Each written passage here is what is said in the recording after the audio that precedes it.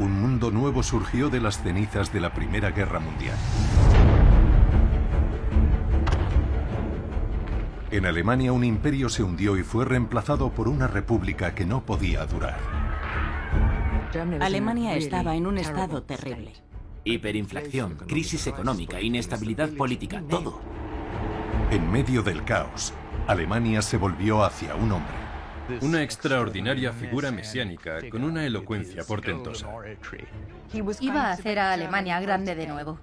Un hombre que llevaría la nación a la guerra y sería responsable del mayor genocidio de la historia. La nación tardó 12 años en ser derrotada, devastada y dividida. Esta es la historia de la vida en el Tercer Reich. La vida con Hitler.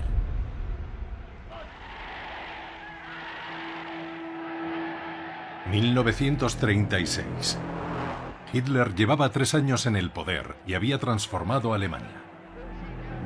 El Tercer Reich es un estado de un partido. La esvástica es su bandera y el saludo de Hitler su saludo. Por delante hay años de éxitos diplomáticos, expansión territorial y la mayor guerra que el mundo ha conocido. La Comunidad Popular, 1936-1940. Los Juegos Olímpicos de Berlín del verano de 1936 son muy recordados en la historia del Reich. Pero la historia de 1936 en Alemania no comienza en un campo de atletismo, sino en unas pistas de esquí. Los Juegos Olímpicos de Invierno de 1936 tuvieron lugar aquí, en la estación de esquí de Garmisch-Partenkirchen, en Baviera. Fue la oportunidad para presentar el nuevo régimen a nivel internacional. La idea de que mucho había cambiado desde 1933 en adelante, que esta potencia derrotada en 1918 ahora se había convertido en una potencia mundial muy admirada en la época. Hitler inauguró los Juegos Olímpicos el 6 de febrero. Finalizaron el 16 y menos de 3 semanas después envió tropas a Renania. Renania había sido desmilitarizada desde el Tratado de Versalles de 1919. El ejército alemán no tenía permitido entrar en esta zona. Francia lo consideró un acto hostil por parte de Alemania. El 7 de marzo de 1936, las tropas alemanas cruzaron el puente Hohenzollern, aquí, en Colonia. Y no encontraron ninguna oposición de las fuerzas locales británicas ni francesas. Esto fue un enorme triunfo para Hitler y reforzó su legitimidad. Gran Bretaña o Francia podrían haber respondido militarmente y sin duda habrían ganado. Aquellos que cruzaron el Rin habían llevado órdenes selladas con instrucciones de dar la vuelta si eran desafiados. Hitler afirmó que si los franceses hubieran marchado hacia el Rin, tendríamos que habernos retirado con el rabo entre las piernas. Pero nadie los desafió. Gran Bretaña y Francia no estaban dispuestas a arriesgar una guerra. El ejército alemán no volvería a llevar órdenes como esas. Pero en los siguientes pasos siempre hubo una cierta desconfianza en el pueblo alemán. ¿Cuánto tiempo tolerarían otras naciones estas medidas del líder nazi? Uno de los temas constantes que encontramos en los informes de la opinión pública, que el partido nazi y el régimen nazi recopilaban con mucha meticulosidad, era: si queremos todo lo que Hitler nos ha prometido, queremos la revisión del Tratado de Versalles, pero no queremos otra guerra. El hecho de que Hitler estuviera jugando con fuego y estuviera saliendo impune de ello, hizo pensar que Alemania se dirigía hacia una guerra. La guerra y el nacionalsocialismo van de la mano. Son inseparables. Los nazis se habían estado preparando para esto desde que asumieron el poder.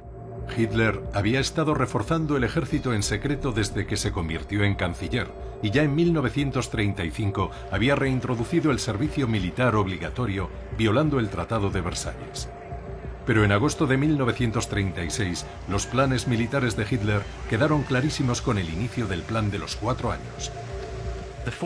El plan de los 4 años, iniciado en 1936, es en muchos sentidos un momento clave en la historia económica del Tercer Reich. Es el momento en el que Hitler y el Estado nazi lo apuestan todo por el rearme. preparando a la economía alemana para la guerra y la expansión.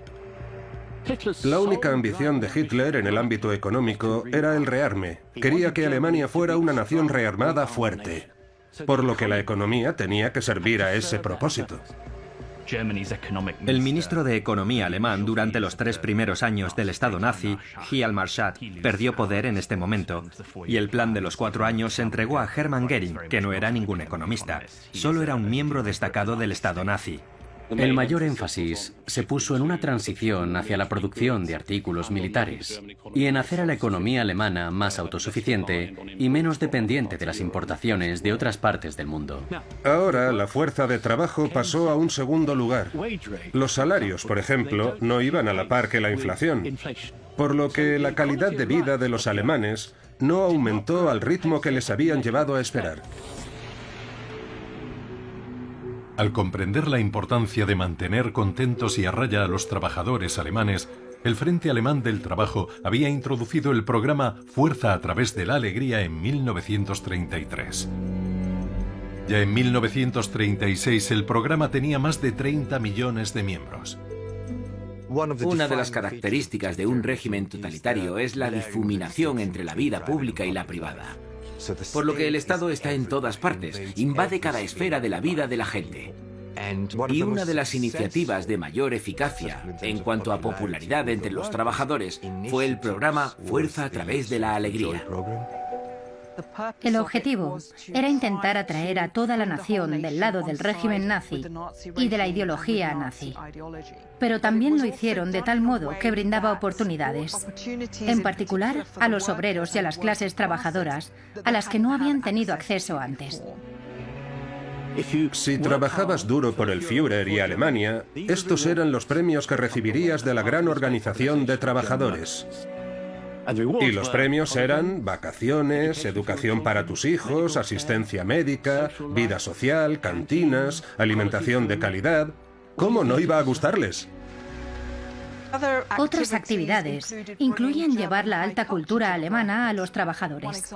Un ejemplo sería llevar orquestas alemanas a las instalaciones de las fábricas para que los trabajadores oyeran un recital o un concierto dentro de la fábrica. En 1934, más de 2,3 millones de alemanes habían tomado las vacaciones Fuerza a través de la Alegría. Ya en 1938, esa cifra había aumentado hasta los 10,3 millones.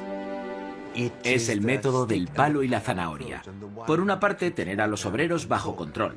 Por la otra, ofrecerles actividades de ocio, la oportunidad de viajar, la oportunidad de tomar parte en actividades educativas. Y esto forma parte de la tragedia, pero también forma parte de la propaganda externa del Tercer Reich.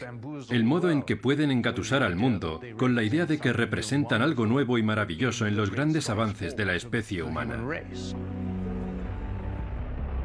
Pero el programa Fuerza a través de la Alegría no era el único medio de controlar a la población alemana. En 1936, la Alemania nazi tenía una extensa red policial y el 17 de junio esa red se centralizó bajo el mando de Heinrich Himmler. Heinrich Himmler es quizá el más siniestro de todos los siniestros miembros del partido nazi, y Hitler confía en él. Apenas le da instrucciones, le deja actuar a su manera. Himmler se convierte en el jefe de una red muy poderosa en el régimen nazi que incluye diversas facciones. Incluye a las SS y a la policía secreta, la Gestapo. La Gestapo era el agente ejecutivo del terror nazi. Era responsable de identificar las amenazas al Estado. A menudo trabajaba con informantes o denuncias de personas ordinarias del pueblo. La gente enseguida empezó a creer que estaban en todas partes, que podían oírlo todo, que te vigilaban. Una organización monstruosa y omnipresente. Ahora sabemos que, en realidad, la Gestapo era una organización más bien pequeña y no muy bien engrasada. En 1937 había 7.000 agentes de la Gestapo a tiempo completo para 65 millones de alemanes. Y ese fue uno de los mayores éxitos de la propaganda nazi, que infundiera miedo a algo como la Gestapo, la idea de que el régimen estaba vigilando a todo el mundo. La propaganda es muy efectiva. La gente internaliza la ideología. Si puedes convertir a cada ciudadano en un policía, ¿para qué tener verdaderos policías? Ya en 1936, el sistema educativo se había convertido en una herramienta importante de la propaganda nazi. Los nazis intentaron introducir la propaganda en todos los aspectos de la vida educativa. Muchos libros de texto fueron reescritos para que encajaran en las narrativas nazis sobre la raza. Por ejemplo, sobre la discapacidad. Había varios problemas matemáticos horribles que los niños alemanes tenían que resolver. Si hace falta X marcos para mantener a un enfermo mental en una institución, ¿cuántas casas para jóvenes familias podían construirse con ese dinero? A los estudiantes les enseñaban qué significaba ser ario, ser nórdico, qué aspecto tenía un cráneo nórdico.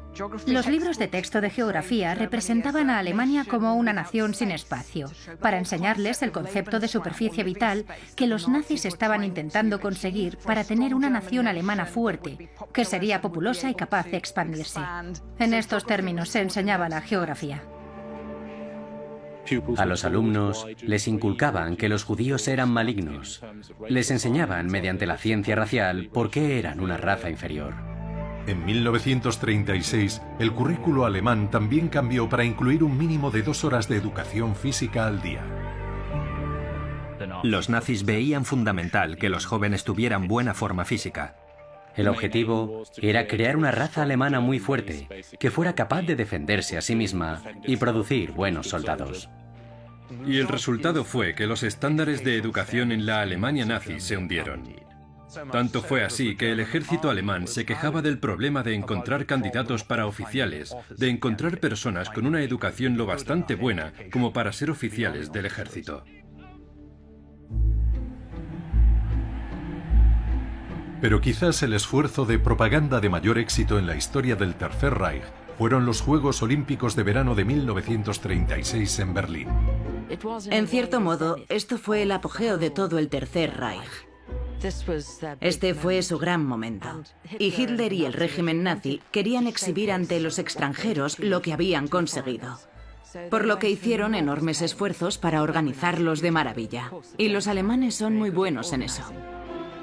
Los Juegos Olímpicos se inauguraron el 1 de agosto en un Berlín muy organizado. Todo estaba impecable. Todos los carteles antisemitas se retiraron. El régimen había despejado Berlín de cualquier tipo de problema social para que el mundo viera la mejor imagen de Alemania en muchos aspectos. La propaganda estaba toda dirigida a demostrar que Alemania era un país con visión de futuro, muy bien organizado y muy bien dirigido, que daba la bienvenida a los extranjeros. Y los extranjeros llegaron a Berlín como nunca lo habían hecho. Y la mayoría de ellos volvían agradablemente sorprendidos por lo que habían visto. Por lo que para este fin, la propaganda funcionó muy bien.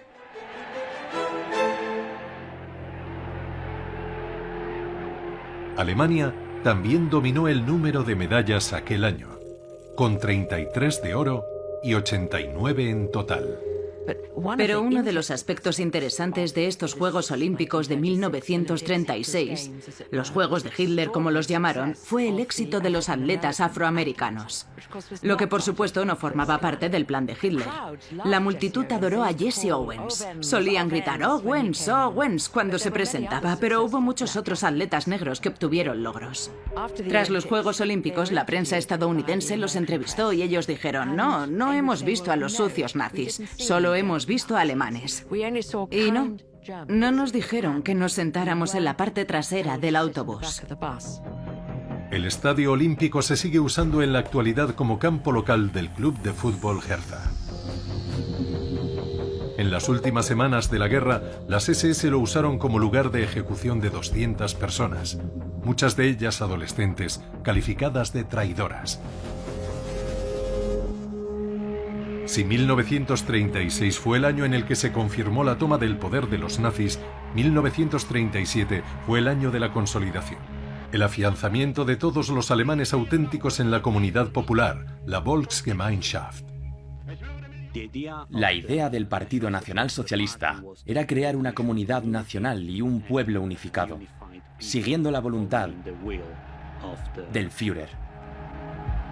La Volksgemeinschaft hacía referencia a una comunidad que estaba unida por sus vínculos de sangre y de suelo. Decían que tenían algo en común, que iba más allá de la cultura, el idioma o la identidad, que era algo inmutable.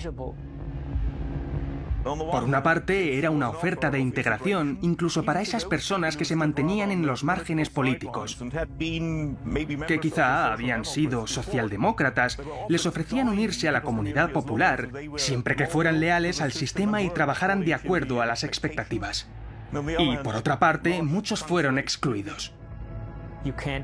No se pueden adquirir rasgos raciales, lo que quiere decir que aquellos que no pertenecían a este grupo racial fueron excluidos.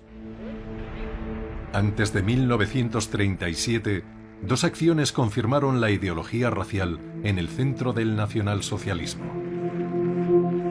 Y cada una a su manera comunicó a los alemanes lo que iba a ser lo más importante en los años siguientes. El primer cambio se introdujo en 1935 con las leyes de Nuremberg, que constaban de dos leyes o directrices. La primera se llamaba Ley de la Ciudadanía del Reich, y esta fue la ley que, en esencia, les quitó a los judíos el estatus de ciudadanos. Solo los alemanes de sangre alemana eran ciudadanos de pleno derecho en este nuevo Reich. Y la segunda se llamó la Ley para la Protección de la Sangre y el Honor Alemán. Y esta era la ley que prohibía las relaciones sexuales y el matrimonio entre judíos y arios. Al anunciar las leyes aquí en el mitin de Nuremberg de 1935, Hitler declaró: detrás de las leyes está el Partido Nacional Socialista y con él, y apoyándolo, está la nación alemana. El lenguaje que usaron estaba basado en torno al concepto de que la nación alemana era un cuerpo, a la manera de un cuerpo humano físico. Y los judíos eran una enfermedad. ¿Qué se hace con una enfermedad? Te libras de ella, encuentras una cura. Esta especie de metáforas establecen una serie de, entre comillas, pasos lógicos que tienen que darse para hacer que la nación alemana vuelva a ser un cuerpo saludable. Muchos judíos alemanes pensaron que quizá podrían estar en una mejor posición, que los parámetros y el marco legales estaban establecidos y se detendría la violencia. Pero las ramificaciones de las leyes, al menos en cuanto al modo en que sus compatriotas las vieron, sirvieron de nuevo para abrir una brecha entre ellos y el resto de la población. Empezaron a marcar la diferencia. El aislamiento y la verdadera segregación llegó cuando se promulgaron esas leyes. Más de 400 decretos racistas y antisemitas se promulgaron durante el mandato de Hitler. La fundación de Lebensborn, la fuente de vida, el 12 de diciembre de 1935, también confirmaba la ideología racial del nacionalsocialismo. Los hogares Lebensborn eran hogares donde se iba a crear una raza superior, una presunta raza nórdica o aria, como la llamaban los nazis. Seleccionaban a las mujeres que cumplían los requisitos raciales de los nazis para que parieran y criaran niños en los hogares Lebensborn, aunque esos niños fueran ilegítimos. Por lo que esos hogares eran semilleros de reproducción racial. El programa comenzó siendo una institución de atención para las esposas de los oficiales de las SS. Y también aceptaban mujeres arias solteras para que pudieran criar a sus hijos de raza pura en secreto, lejos del estigma social. En 1939, los miembros del Lebensborn eran 8.000, de los que 3.500 eran líderes de las SS. Hitler prometió deshacer 1000 años de civilización y producir una raza de personas, refiriéndose sobre todo a los hombres. que fueran físicamente fuertes y aptos, con lealtad ciega, incondicionales. Por supuesto, creo que nos resulta familiar el estereotipo ario de pelo rubio y ojos azules. Y esta idea de la diferencia racial estaba muy basada en la pseudociencia. No hay ninguna base biológica real para mucho de lo que decían. Y gran parte de la ciencia racial nazi se contradecía mucho a sí misma. Muchos de los nazis de las élites de alto rango no encajaban en el molde de lo que significaba ser ario. De hecho, unos cuantos tenían sobrepeso, eran bastante rechonchos, tenían defectos físicos también en algunos casos. El término ario era tan amplio y vago que más o menos era una realidad reconocida que la inmensa mayoría de las personas no encajaba en ese molde. Otra ironía más de la vida en el Tercer Reich es que la mayoría de los alemanes eran cristianos. Ya en 1939, 2/3 de la población alemana estaban inscritos en alguna organización de masas del partido nazi. Pero un número mayor, el 94%, aún se identificaba como miembro de la Iglesia protestante o católica. El cristianismo era una parte central de la vida para los alemanes. Alemania era una comunidad cristiana. Casi todos los alemanes bautizaban a sus hijos, la mayoría se casaba por la iglesia y casi todos, cuando alguien moría, organizaban un funeral cristiano también. En cuanto a cómo coexistía eso con el nazismo, es muy complejo. El cristianismo para Hitler, digamos que también para Himmler, no era algo que, desde su punto de vista, ayudara al pueblo alemán a prepararse para la guerra. Pero sabían que el alemán era en general un pueblo cristiano y sabían que no era realista esperar que los alemanes abandonaran el cristianismo de repente. E intentaron influir en la vida religiosa de manera que encajara en la comunidad nazi racista. Pero verdaderamente no con el fin de erradicar el cristianismo en su conjunto. Una de las ideas más importantes que se ven con mayor frecuencia en la propaganda nazi es la noción de que los judíos crucificaron a Jesucristo y eso justificaba la idea de que los judíos eran malvados. Y en cada congregación había un acompañante nazi que escuchaba el sermón e informaba del sacerdote si trataba de predicar contra la doctrina nazi. Pero yo sostendría que la visión global es que el Estado nazi quería que los cristianos pudieran apoyar el régimen nazi. En general, querían evitar el conflicto excesivo entre la Iglesia y el Estado, sobre todo durante los años de la Segunda Guerra Mundial, cuando preservar la unidad del frente doméstico era la prioridad clave. En 1937, al arquitecto de Hitler, Albert Speer, se le encomendó la tarea de transformar Berlín, de la metrópolis en expansión que era, a Germania, una deslumbrante nueva capital para el pueblo alemán. Y estos planes captan la contradicción esencial en el centro del nacionalsocialismo. Por una parte, el tradicionalismo, este amor por la cultura alemana de una manera muy anticuada. Por otra, este culto a la modernidad, a la tecnología, a construir nuevos edificios desde cero, a iniciar una nueva clase de Alemania. El enorme pabellón del pueblo, cerca del Reichstag, habría sido el mayor espacio cerrado del mundo, con una cúpula 16 veces mayor que la de la Basílica de San Pedro. La relación de Speer con Hitler era fascinante porque Hitler le consideraba un artista y Speer le sirvió muy bien en ese aspecto. Produjo muchos modelos, a Hitler le encantaban, jugaba con ellos durante horas, la gente bromeaba de eso a sus espaldas. Se los suministraba y se decía que influía en Hitler de un modo que ningún otro ministro podía. Estos planes no llegaron a materializarse. Se realizarían después del fin de la Segunda Guerra Mundial. Por supuesto, nunca ocurrió. Pero debido a la gran escala de la destrucción de la guerra, las personas como Albert Speer y Hitler también esperaban que esa misma destrucción de Alemania al final de la guerra preparara el camino para una nueva arquitectura nazi, para nuevas ciudades y pueblos nazis. Pero claro, eso fue una ilusión.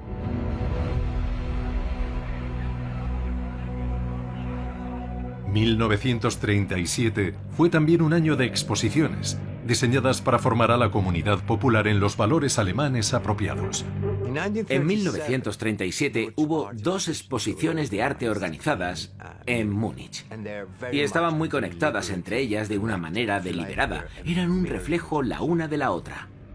Por una parte, tenían la exposición de arte alemán, una celebración del apropiado arte ario alemán, que se suponía que glorificaba el cuerpo ario, glorificaba la nación aria, por así decir. Y por otra parte, tenían la exposición del llamado arte degenerado, todo lo que el régimen nazi despreciaba. El arte degenerado se refería a toda obra de arte que fuera considerada inapropiada, ni sana en el ámbito ideológico, ni correcta en el estético. Y se refiere a las obras producidas por los artistas en la República de Weimar. Y todas estaban en una exposición con comentarios de por qué eran degeneradas. Internacionalistas, bolcheviques, judíos. Estos eran los tipos de adjetivos que los nazis usaban y eran casi intercambiables para atacar a los artistas de tendencias modernas. ¿Y cuál es el sentido de estas exposiciones? Estas exposiciones se hacen para celebrar que el régimen nazi ha depurado el arte alemán de todas estas influencias extranjeras y nocivas. ¿Cómo ha depurado a la comunidad alemana, la Volksgemeinschaft, de todas esas nocivas influencias de la izquierda? 4 meses después, la exposición del gran arte alemán había atraído a 600.000 visitantes. En cambio, más de 2 millones de personas habían visitado la exposición del arte degenerado. Y resulta irónico que esta exposición fuera uno de los eventos de mayor éxito celebrados durante el Tercer Reich. Y a pesar de los profundos cambios que habían ocurrido, la Alemania nazi seguía siendo un destino popular para los turistas internacionales. Los alemanes odiaban el internacionalismo, pero entendían el poder de tener a los extranjeros de su parte. Por lo que organizaron el Comité de Turismo del Reich, y Alemania se presentaba como un maravilloso país amante de la diversión, donde la gente te daría la bienvenida y te fascinaría. Renania era muy popular entre los británicos porque era muy fácil llegar hasta allí. Solían conducir Rin arriba viendo los castillos y las encantadoras aldeas y bebiendo vino. Baviera también era muy popular. Los preciosos paisajes, los pueblos pintorescos y las mujeres con sus trajes tiroleses. Había parques donde beber cerveza y la gente era muy amable. Había una vulnerabilidad en todos los relatos que he leído en diarios y cartas. Los alemanes querían gustar y estaban desesperados por recibir la aprobación de los británicos y los estadounidenses, sobre todo. En 1938, mientras los turistas llegaban a Alemania en masa, la atención de Hitler se volvió hacia el extranjero.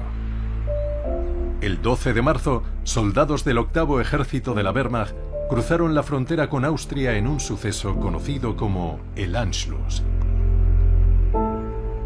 La anexión de Austria en 1938 fue un momento muy importante. Fue la primera cumbre de la popularidad de Hitler. El Anschluss fue visto por muchos alemanes como un exponente del régimen nazi, la restauración de su grandeza, lo que ocurrió sin ninguna resistencia por parte de Gran Bretaña o Francia. En lugar de encontrar alguna oposición, las fuerzas alemanas fueron recibidas con vítores mientras ocupaban el país. El hecho de que estuviera eliminando las restricciones del Tratado de Versalles una por una, sin guerra alguna, fue muy apreciado por los alemanes. Y para Hitler tuvo un gran significado personal porque él había nacido y crecido en Austria. El 15 de marzo, tras visitar su ciudad natal de Braunau am Inn, Hitler llegó aquí, a Viena, entre el clamor de la multitud. El simbolismo del Anschluss, el desfile de Hitler en Viena y las multitudes entusiastas llenando las calles a ambos lados es, sin lugar a dudas, un momento culminante en el mito de Hitler durante esa época. En un discurso ante 200.000 austríacos eufóricos reunidos aquí, en la Heldenplatz, Hitler declaró: como líder y canciller de la nación alemana y el Reich, anuncio a la historia alemana la entrada de mi país natal en el Tercer Reich. tuvo lugar un plebiscito de manera retroactiva confirmando la anexión el 10 de abril. El 99,08% de los alemanes y el 99,75% de los austríacos votaron por el Anschluss. Casi todos los austríacos y casi todos los alemanes se lo agradecieron. La gente quería de verdad la unión de los dos países. A raíz del Anschluss, Alemania tomó el control de las reservas de oro de Austria, 4 veces mayores que las del Reich. Y de inmediato dieron comienzo las medidas antijudías generalizadas. Como consecuencia, se suicidaron tantos judíos vieneses que la empresa de gas de la ciudad suspendió de manera temporal el suministro a los hogares judíos. El Sarre, una Renania remilitarizada, y ahora Austria habían sido incorporadas al Reich. Pero Hitler todavía no había terminado. Hitler hizo un cambio decisivo en la política exterior desde 1938, que es el momento en que Alemania empieza a acumular territorios. Se forma el concepto de mito, una especie de fuerza interior, de aura que rodeaba a Hitler. Y él se fue haciendo cada vez más popular a través de una sucesión de políticas exteriores. Todo esto había elevado el mito de Hitler a nuevas alturas, y su propia popularidad personal dependía en gran medida de las victorias. Necesitaba buenos resultados para mantener viva su carismática legitimidad. Tras la anexión de Austria, Hitler había dirigido su atención hacia otro territorio fácil de reclamar. El 12 de septiembre, en el mitin de Nuremberg de 1938, Hitler dijo: «Exijo que la opresión de los 3.500.000 alemanes sudetes en Checoslovaquia debe terminar, o el derecho a la autodeterminación debe tener lugar». Los Sudetes eran una región de Checoslovaquia que limitaba con Alemania y contenía una población muy numerosa de etnia alemana. Y debido a eso, hubo llamamientos para unir a estas minorías étnicas alemanas en una Alemania más grande. Por lo que en primavera, y sobre todo en el verano de 1938, Hitler aumentó la tensión con Checoslovaquia. Debería recordarse que Checoslovaquia es, por entonces, una isla de democracia en la Europa centro-oriental. Así que exige la anexión de esta parte de Checoslovaquia, o bien podría producirse una escalada. En Europa estaban muy preocupados de que esto pudiera llevar a una guerra, porque las otras potencias no dejarían que Hitler lo hiciera. Una mayoría de alemanes no quería otra guerra. A pesar de la propaganda nazi, recordaban las pérdidas de la Primera Guerra Mundial y lo querían evitar. Mientras la tensión se acumulaba en toda Europa, el primer ministro británico Neville Chamberlain voló a Alemania para reunirse con Hitler.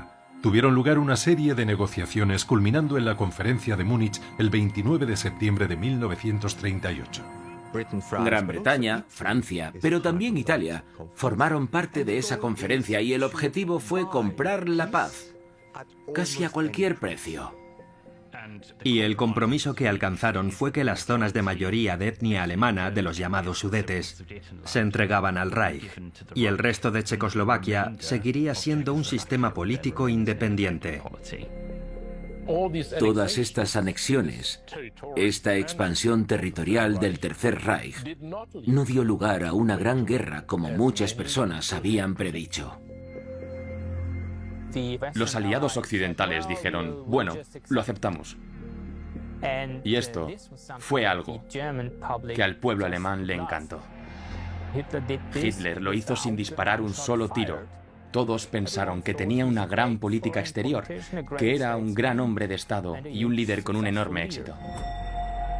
Tras su regreso de Múnich, Chamberlain declaró: «Mis buenos amigos, esta es la segunda vez en nuestra historia que un primer ministro británico ha vuelto de Alemania trayendo la paz con honor. Creo que es paz para nuestro tiempo».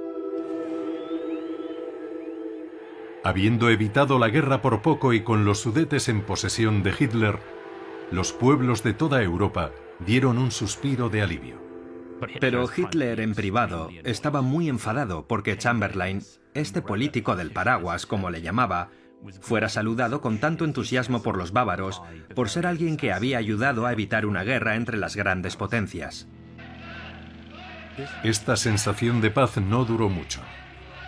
El 10 de noviembre de 1938, poco más de un mes después del Acuerdo de Múnich, se desencadenó una terrible masacre entre la población judía de Alemania. La Noche de los Cristales Rotos.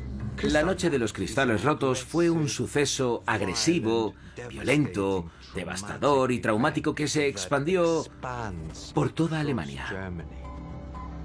Ocurrió como respuesta al asesinato de un diplomático alemán en París por un judío polaco.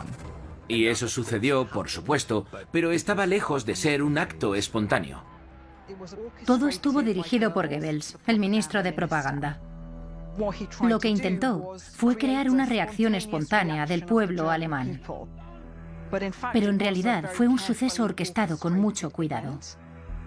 Y en este pogromo asesinaron a muchos judíos, aterrorizaron y golpearon a muchos miles más. Los negocios de los judíos quedaron destruidos y rociaron con gasolina y prendieron fuego a la mayoría de las sinagogas de Alemania. Y al final, 30.000 varones judíos fueron enviados a campos de concentración. Este fue otro momento clave. Solo después de los pogromos de noviembre del 38, empezaron a enviar a judíos a campos de concentración en grandes números. Fue la primera vez. Quedó absolutamente claro que los judíos de Alemania iban a tener un futuro muy lúgubre, muy sombrío y devastador desde este momento en adelante. ¿Esto salió de acuerdo al plan? No, no fue así.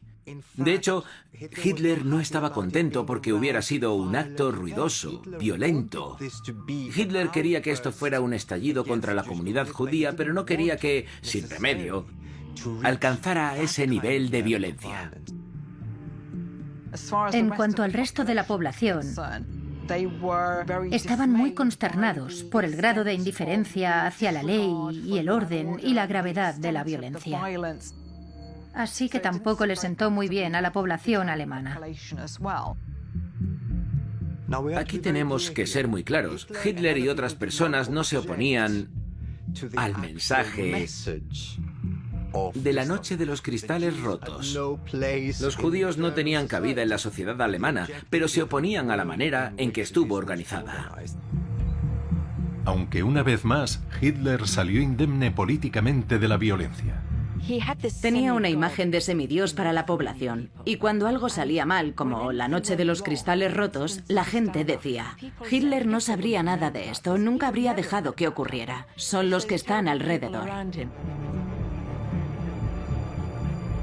Al final se quemaron 267 sinagogas.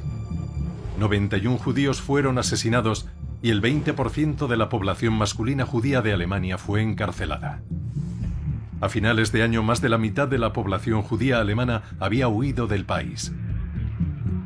Una circunstancia trágica fue que los judíos que experimentaron más apoyo de sus vecinos, aquellos que experimentaron menos antisemitismo durante aquellos años, fueron los que tendieron a quedarse en Alemania y al final fueron los asesinados. Esa sensación de calma obtenida del Acuerdo de Múnich se vio conmocionada de nuevo en 1939. Si el plan de la conferencia de Múnich era apaciguar a Hitler, no apaciguó a Hitler. Por supuesto, Hitler rompió el tratado en unos meses y envió tanques al resto de Checoslovaquia a principios de 1939. El 15 de marzo de 1939, Hitler envió fuerzas alemanas al resto de Checoslovaquia, dividiendo el país en el protectorado de Bohemia y Moravia en el oeste y la República Eslovaca en el este. La invasión de Checoslovaquia demolió la política de apaciguamiento y unió a la opinión pública de Gran Bretaña y Francia contra Alemania. El 31 de marzo de 1939, las dos naciones anunciaron que intervendrían en el caso de una agresión militar contra Polonia. ¿Dónde entraba Polonia en esta ecuación? Si observamos el mapa que había creado el Tratado de Versalles, en esencia, había creado dos Alemanias. Estaba la mayor parte de Alemania y luego había un pedacito de Alemania, la parte alemana de Prusia Oriental, separada por el condenado Corredor Polaco. En ese corredor polaco destacaba una ciudad llamada Danzig. Había varios grupos étnicos alemanes viviendo allí, y la propaganda nazi había dicho con mucha efectividad que uno de los objetivos de Alemania era unir a los grupos hablantes de alemán. Y ese corredor polaco estaba impidiendo a Alemania conseguir ese objetivo. Y ya en 1938-39, todas las señales eran evidentes, era solo cuestión de tiempo. La movilización estaba ahí, estaba claro que, más o menos, Hitler ya había tomado la decisión. Era una cuestión de cómo poder hacerlo sin enemistarse con las potencias extranjeras. En agosto de 1939, con la indicación más clara de que la guerra era inminente, se introdujo el racionamiento en Alemania. En general, la gente aceptó el plan de racionamiento, aunque con gruñidos y quejas, pero lo aceptaron de todos modos. Se recordaba la Primera Guerra Mundial y Hitler también tuvo mucho cuidado de no reproducir eso. Durante el último invierno de la Primera Guerra Mundial, llamado el invierno de los nabos, la gente se moría de hambre y los nabos, que antes eran considerados forraje, eran de lo que dependían si es que comían algo.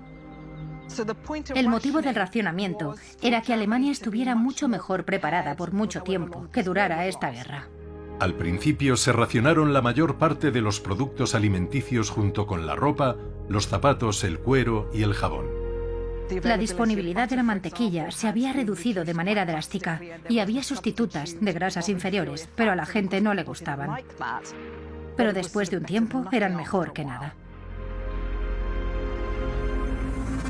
A finales de agosto de 1939, se firmó un pacto de no agresión con la Unión Soviética, llevando la guerra un paso más cerca de la realidad.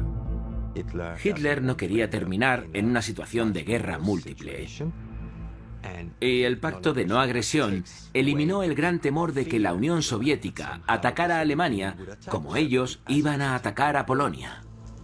Aunque, por supuesto, la propaganda nazi estaba elaborando una clase muy diferente de narrativa. El Estado nazi tuvo mucho cuidado de insistir que no quería otro conflicto importante. Era una guerra defensiva. Decían que tenían que invadir Polonia porque los polacos estaban masacrando a la etnia alemana. Hubo operaciones de falsa bandera. Los alemanes fingieron ser soldados polacos al atacar puestos alemanes, territorios alemanes. Por lo que el ataque a Polonia lo presentaron al pueblo alemán como una acción ofensiva. Polonia había provocado a Alemania. Polonia se estaba rearmando. Polonia había recibido garantías de los británicos y los franceses y estaba maltratando a las minorías alemanas, que era lo que importaba de verdad. El 1 de septiembre, 1,5 millones de soldados alemanes con apoyo aéreo y naval invadieron Polonia. El 3 de septiembre de 1939, Gran Bretaña y Francia declararon la guerra a Alemania. La Segunda Guerra Mundial había comenzado. La guerra no era popular en 1939, empezó a serlo cuando empezamos a ganar. Pero a la gente le preocupaba la guerra, incluidos los militares. Muchos alemanes se sorprendieron. Todavía, el 3 de septiembre de 1939, esperaban que los británicos y los franceses, al final, rehuyeran la guerra. Y cuando la guerra empezó de verdad, no hubo un entusiasmo generalizado, al contrario que en 1914. Muchos alemanes se sintieron muy vulnerables y muy inseguros. No estaban nada contentos con la declaración de guerra. Estaban resignados, pero no entusiasmados, como a menudo se los presenta. Sir Neville Henderson, el embajador británico en Berlín, describió su salida de Berlín ante multitudes muy tristes, muy aprensivas. No querían la guerra. Les tuvieron que vender la guerra y se la vendieron con una serie de victorias dinámicas, empezando por la caída de Polonia en unas pocas semanas. El 28 de septiembre, el último destacamento polaco se rindió aquí, en Varsovia. Una victoria espectacular tan rápida como brutal. Y ese fue el momento en el que Hitler dejó de ser el héroe de los tiempos de paz que destruyó el Tratado de Versalles sin disparar un solo tiro e imprimió un nuevo giro. Y con la veloz victoria sobre Polonia, casi parecía que no había nada que perder, solo algo que ganar. Era exactamente lo que Hitler les había prometido. Los alemanes estaban en marcha y estaban ganando. Hay algunas entradas muy interesantes en diarios, como el de un adolescente que comenta la invasión de Polonia y dice: es genial, Hitler ha desplegado su talento militar, es como Federico el Grande. Después de su derrota, Polonia se dividió entre el control soviético y el alemán, de acuerdo con el pacto de no agresión. Sobrevino la brutalidad. Se establecieron guetos para contener a los 3,5 millones de judíos polacos. En los guetos de la Polonia ocupada, decenas de miles de personas murieron de hambre. Esto fue deliberado. Esa era la intención de la ocupación alemana. Primero, por su desprecio por la vida humana en la Europa del Este. Y segundo, para poder alimentar a la población alemana y mantener un nivel relativamente alto de subsistencia del pueblo alemán durante toda la guerra. Solo en la Polonia ocupada había 600 guetos. En el gueto de Varsovia, las condiciones de vida eran un inmenso desastre. E incluso antes de las deportaciones que empezaron en el verano de 1942, había miles de personas muriendo cada mes de enfermedades y malnutrición. Fue un genocidio anterior al propio exterminio. Entre octubre de 1940 y julio de 1942, se calcula que 92.000 prisioneros judíos en el gueto de Varsovia murieron de hambre, frío o enfermedad. Y en todos los guetos de la Polonia ocupada se calcula que murieron 500.000 personas. Pero en Alemania el impacto inmediato de la guerra fue ligero. Entre septiembre de 1939 y mayo de 1940 era fácil olvidar incluso que había una guerra. La vida era muy normal. No pusieron a Alemania en pie de guerra total. Sí, había racionamiento y siempre había alguien haciendo sonar una caja esperando una contribución. Pero la vida seguía su curso. La población alemana no sufrió mucho en las primeras fases de la guerra. El régimen fue muy cuidadoso evitando, por ejemplo, el miedo a la escasez de los alimentos y recursos que hubo en la Primera Guerra Mundial. Si observamos las cifras del racionamiento, el pan no lo racionaron hasta muy tarde. La carne, aceites, mantequilla, leche disminuyeron su producción y su consumo, pero tampoco de manera importante hasta 1942. La gente no pasó hambre en Alemania hasta muy avanzada la guerra. Ocurrieron ciertos cambios con los apagones en la ciudad y los entrenamientos para la defensa en ataques aéreos. El régimen nazi estaba muy preocupado por las amenazas a la moral planteadas por los bombardeos enemigos, así que proporcionó refugios antiaéreos a la gente. Y el pueblo se enfrentó a la primera lista de soldados muertos en la campaña contra Polonia. Pero aparte de eso, un extraño sentido de normalidad prevaleció en 1942.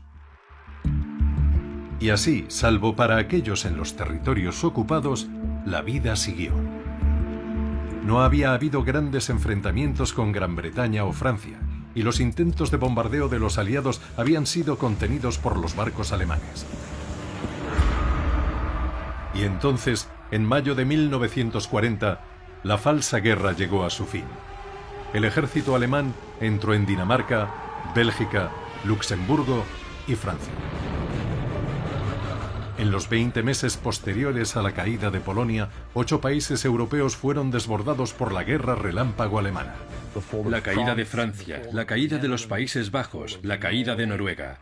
Hubo una larga secuencia de triunfos durante varios años y a toda población le gusta la victoria, así que se tragaron sus dudas.